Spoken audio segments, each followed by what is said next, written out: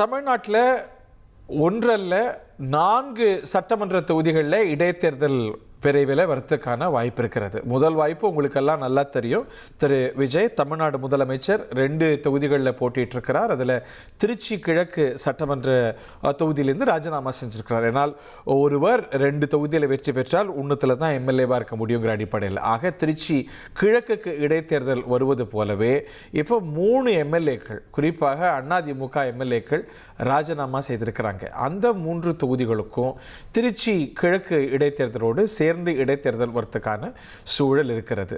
மதுராந்தகம், பெருந்துறை ஆகிய தொகுதிகள் உள்ளடக்கிய 4 தொகுதிகளில் இடைத்தேர்தல் வரத்துக்கான வாய்ப்பு. இது மேலும் உயருமா, இந்த 3 பேர் போல மேலும் சிலர் ராஜினாமா செஞ்சு வருவாங்களா அப்படிங்கிற கேள்வியெல்லாம் எழாமல் இல்லை.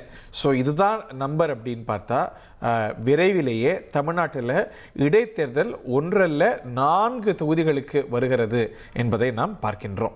இந்த கடிதங்கள் இயல்பாகவே அக்செப்ட் பண்ணிடுவோம். ஏன்னா ஆளுங்கட்சியும் கூட ஒத்துசைவில் இருக்குது. திருச்சி கிழக்கு, தாராபுரம், பெருந்துறை, மதுராந்தகம் ஆகிய 4 தொகுதிகளில் இடைத்தேர்தலுக்கான சூழல் வந்திருக்கிறது. அது விரைவிலேயே திருச்சி கிழக்கு இடைத்தேர்தலோடு சேர்ந்து நடக்கும் அப்படிங்கிறத பார்க்கின்றோம். தமிழ்நாட்டில் ஒரு பெருந்தேர்தல் முடிந்தாலும் கூட அடுத்தடுத்து மழை விட்டும் தூவான விடலைங்கிற மாதிரி அடுத்தடுத்து தேர்தல்கள் அணிவகுத்து காத்துட்ருக்கு.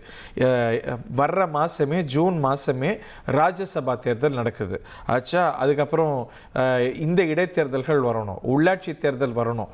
தமிழ்நாட்டை எதிர்நோக்கி நிறைய தேர்தல்கள் இருக்குது. குறிப்பாக குறைந்தபட்சம் 4 சட்டமன்ற தொகுதிகளில் இடைத்தேர்தல் வருகிறது. இந்த எண்ணிக்கை மேலும் அதிகரிக்கிறதுக்கு வாய்ப்பு இருக்கா? எல்லாரும் நலமாக இருக்கட்டும், அந்த வகையில் சொல்லலை. இந்த மாதிரி ராஜினாமாக்கள் படலங்கள் தொடர்ந்தா இது நம்ம பேட்டர்னாக பார்த்துருக்கோம். இப்படி ஒரு எதிர் வரிசையிலேருந்து ஒரு சிலர் வரும்போது முதல்ல ஒரு சிலர் வருவாங்க, பின்னாடி too many people may follow suit. அதை தான் நம்ம செல்வி ஜெயலலிதா ஆட்சி காலத்தில் முதல்ல ஒரு சில தேமுதிக எம்எல்ஏக்கள் எங்களோட தொகுதி பிரச்சனை அப்படின்னு அன்றைய முதலமைச்சரை பார்த்தாங்க. அப்புறம் ஏகப்பட்ட பேர் இணைந்தாங்க, 10க்கும் மேற்பட்டோர் இணைந்தாங்கன்னு நினைவு. ஸோ இந்த 4 தொகுதிகளில் இடைத்தேர்தல் வருவது அப்படிங்கிறது உறுதியாக இருக்கா? இந்த ராஜினாமா ஏற்கப்படும் அப்படிங்கிறது தான் இயல்பான புரிதலா? இந்த அட்டவணை எப்போ கொள்ள வரத்துக்கான வாய்ப்பு இருக்கிறது? தாய்மானவன், இது பற்றி நமக்கு தகவல்கள் இருக்கா?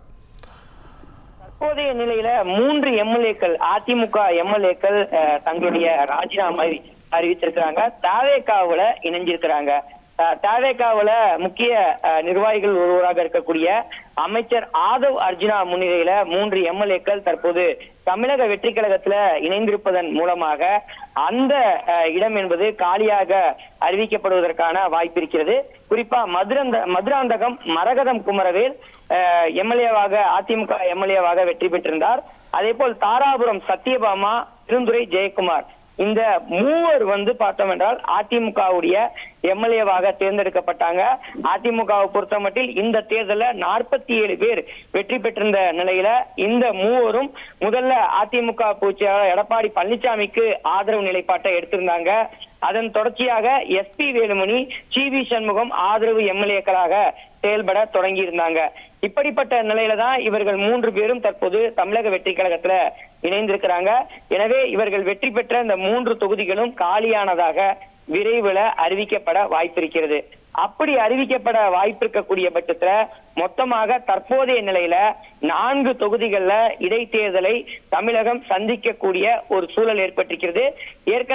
ஏற்கனவே முதலமைச்சர் விஜய் அவர்கள் திருச்சி கிழக்கு, பெரம்பூர் என 2 தொகுதியில போட்டியிட்டு வெற்றி பெற்றிருந்தார். திருச்சி கிழக்கு தொகுதியை ராஜினாமா செய்திருக்கக்கூடிய நிலையில திருச்சி கிழக்கு தொகுதி என்பது தற்போது காலியானதாக அறிவிக்கப்பட்டிருக்கிறது. அப்படி இருக்கக்கூடிய பட்சத்துல அந்த தொகுதிக்கு விரைவில் இடைத்தேர்தல் நடைபெறுவதற்கான வாய்ப்பு இருக்கிறது.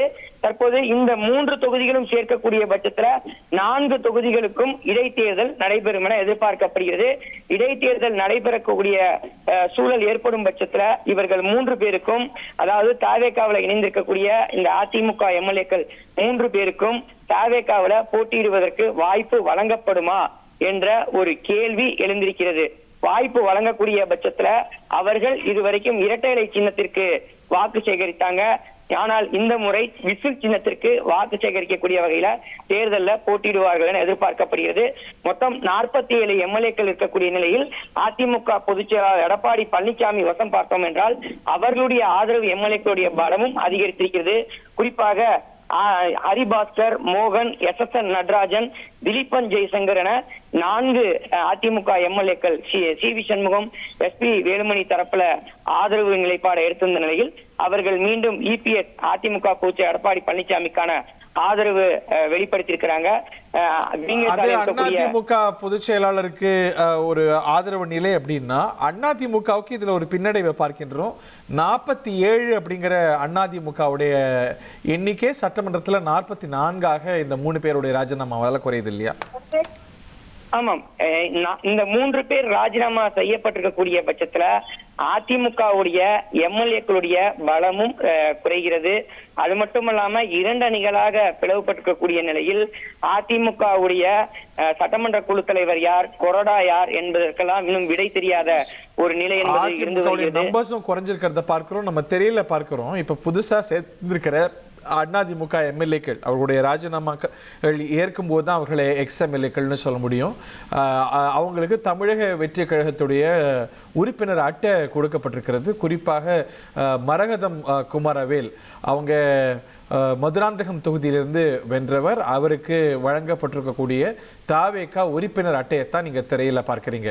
மிஸ் மரகதம் குமரவேல் அவர்களுடைய பெயர் தாவேகாவோடு தொடர்பில் இருக்கிறாங்க, பேசிட்டு இருக்காங்க அப்படின்னு ஃப்ரம் டே 1 வந்துட்டு இருந்ததை நம்ம பார்த்தோம். ஸோ அவர்கள் உட்பட 3 எம்எல்ஏக்கள் இப்போது தமிழக வெற்றி கழகத்தில் ஐக்கியமாக்கி கொண்டிருக்கிறாங்க. அதற்கு முன்னதாக தங்களுடைய எம்எல்ஏக்கள் பதவியையும் ராஜினாமா செஞ்சிருக்கிறாங்க. ஸோ அதிமுகவுடைய சட்டமன்ற பலமும் குறைந்திருக்கிறது, 44 குறைந்திருக்கிறது.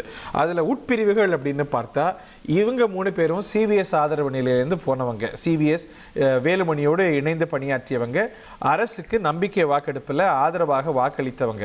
ஸோ அவங்களுடைய எண்ணிக்கை குறைந்ததுனாலையும் ஏற்கனவே சிலர் திரு எடப்பாடி பழனிசாமி பக்கம் மாறினதுனாலையும் CV சண்முகம், SP வேலுமணி தரப்புடைய ஆதரவு பலம் என்பது 17 குறைந்திருக்கிறது. திரு எடப்பாடி பழனிசாமி அதிமுக பொதுச் செயலாளருடைய ஆதரவு பலம் சட்டமன்ற குழுவை பொறுத்த வரைக்கும் 27 உயர்ந்திருக்கிறது. 3 பேர் 2 பக்கமும் இல்லாமல் தமிழக வெற்றி கழகம் பக்கம் அஃபீஷியலாக ஜாயின் ஆகிட்டாங்க அப்படிங்கிறத பார்க்கின்றோம். அவர்களுடைய ராஜினாமாக்கள் ஏற்கும் பட்சத்தில் திருச்சி கிழக்கோடு சேர்ந்து தமிழ்நாட்டில் மேலும் 3 தொகுதிகளுக்கு இடைத்தேர்தல் நடக்கும். 4 தொகுதிகளில் இடைத்தேர்தலை எதிர்நோக்கி தமிழ்நாடு காத்து கொண்டிருக்கிறது. இந்த 4லையும் எப்படியும் வென்றுடணும், இந்த ஒரு அலையை தொடர்ந்துடணும்.